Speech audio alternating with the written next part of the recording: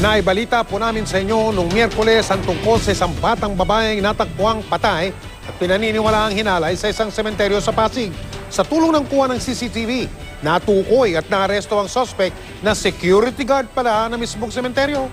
Sila Roque naka-alerto, 24. Ito yung guard na sumunod dun sa Ito ang kuha ng CCTV sa Evergreen Memorial Garden sa Pasig City. Dito nakita ang labi ng grade 3 student na si Jen Beatriz de Leon itong Miyerkules matapos mawala noong November 26. Sa CCTV makikitang pumasok ang bata sa loob ng sementeryo kasama ang gwardya bandang alas 8:45 ng gabi. Sinasamahan ng security guard na nakabike ang bata. Patungo raw sila sa restroom ng sementeryo. Sa sumunod na kuha, pumunta sa madilim na bahagi ang dalawa kung saan hindi na nahagip ng CCTV. Makalipas ang 1 oras, guard na lang ang bumalik, wala na ang bata. Dito sa madilim na bahaging ito ng sementeryo natagpuan ang bangkay ni Jen, lugar kung saan din umano naganap ang pangahalay. Sa pag-iimbestiga ng Pasig Police, kasama sa naging suspect ang gwardyang si Joseph Marson Dimayakyak.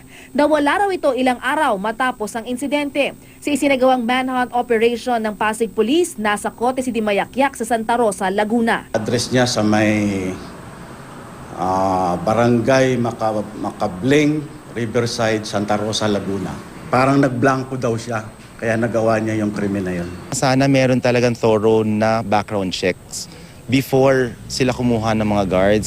Nabigyang linaw man ang sinapit ng anak at nahuli ang suspect, hindi pa rin napapawi ang galit ng mga magulang ni Jen. Dapat sa kanya mamatay. Kasi baka kung makakawala pa yan may maano namang bata, kawawa, yung buwa. Siya po yung napagtanungan ko nung gabi pong yun, natutulog po siya, ginising ko. Sabi ko, sir, may nakita po ba kayong bata na pumasok? Ay, wala. Anak, kung nasaan ka man ngayon, naririnig mo ko, alam mo kung gaano kita kamahal, anak. Kanina dinala na ang suspect sa Justice Hall ng Pasig para i-inquest. Tumanggi siyang magbigay ng pahayag. Kuya, anong sahi lang? Sir, kuya! Ang pamunuan ng Evergreen Memorial Garden na pag-aari ng pamilya ni Vice Mayor Caruncho nangakong paigtingin ang seguridad sa lugar.